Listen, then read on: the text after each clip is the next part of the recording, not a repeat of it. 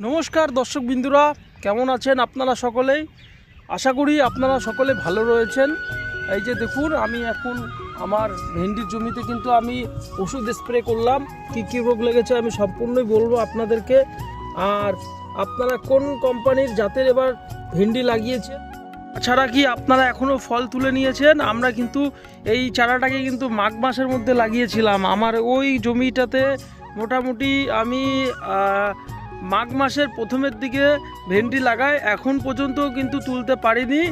এই কিছুদিন বাদে নতুন মাস চলে আসছে, চৈত্র মাস, তার আগেও কিন্তু আমি এখনো ভেন্ডি তুলতে পারিনি। গাছে গাছে কিন্তু ফুল দেখা যাচ্ছে। দেখুন দর্শক বন্ধুরা,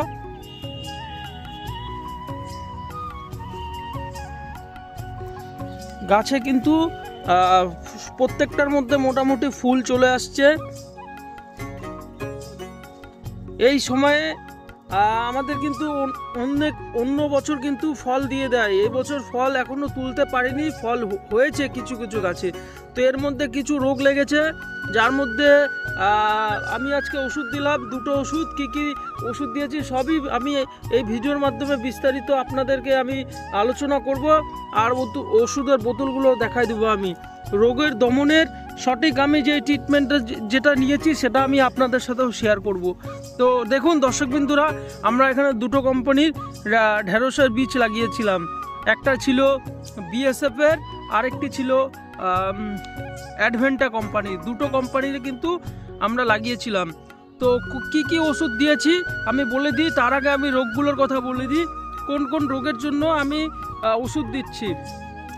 সাদামাছি, লাল পোকা যেরকম রয়েছে, সাদামাছি এখন পাতার মধ্যে নেই, কারণ আমি ওষুধটা কিছুক্ষণ আগে দিয়েছিলাম অর্ধেকটা, আর এটা কালকের আমি দিয়েছিলাম ওষুধ, মানে দুভাগে দিয়েছিলাম। এখন কিন্তু আমার এই পাতার মধ্যে রোগ নেই, কারণ আমি এই সাইডটা দিয়ে দিয়েছি আর ওই সাইডটা দিয়ে দেওয়া হয়নি এখনও। তো কি ওষুধ আমি দিলাম এখন আমি বলছি, তার আগে আমি রোগগুলোর কথা বলে দিই।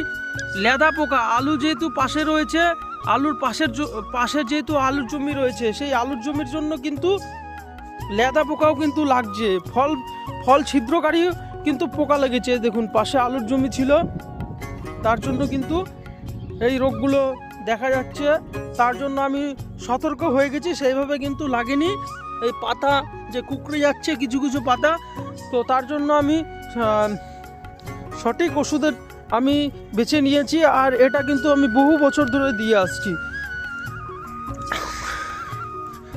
এই দেখুন মনোসিল, তার সাথে কিন্তু আমি এই এখনই ওষুধ স্প্রে করলাম বায়োডোজ। এই দুটোকে আমি ককটেল করে আমি এখন আমার ওষুধে স্প্রে করলাম এই ভেন্ডি খেতে। আর রোগের কথা আমি বলে দিই, রোগের কথা আপনি এই মনোসিল ব্যবহার করুন, একদম এটা দারুণ কাজ করে ভেন্ডির জন্য জমিতে। কিন্তু মনোসিল এখন খুব দুঃখের বিষয়, সব দোকানে কিন্তু পাওয়া যায় না। আপনার এলাকাতে কি এখনও মনোসিল পাচ্ছেন আপনারা? অবশ্যই কমেন্ট করতে একটু ভুলবেন না। আর কোথায় পেয়েছেন সেই লোকেশনটা মেনশন করতে ভুলবেন না কমেন্টের মাধ্যমে। তো যাই হোক, এই মনোসিল কিন্তু আমি পাইনি, অনেক খোঁজাখুঁজির পরে মনোসিল পেলাম। আমাদের এদিকে কিন্তু মনোসিল সরকার থেকে ব্যান্ড করে দিয়েছে। কেন দিয়েছে আমারও সেরকম একটা জানা নেই। তার সাথে দিয়েছি আমি বায়োডোজ, যেগুলো ছিদ্রকারী পোকা রয়েছে, সেই ছিদ্রকারী পোকা সাদামাছির থেকে এগুলো কিন্তু দমন কাজ করে। আর সিস্টেম আর কন্টাক্ট ফাঙ্গাসাইডের জন্য কিন্তু এটাও দারুণ কাজ করে এই মনোসিল।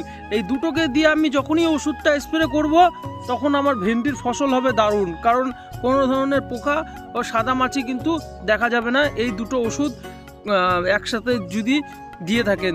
তো এই ছিল আজকের ছোট্ট একটি তথ্য, যেটা আমি আপনাদের সাথে শেয়ার করলাম। আমার ভেন্ডির জমিতে কিন্তু আমি আজকে বলেই দিলাম, এই যে মনোসিল, তার সাথে রয়েছে হাতে বায়োডোজ, এই দুটোকে কিন্তু আমি একসাথে স্প্রে করলাম আমার ভেন্ডির জমিতে।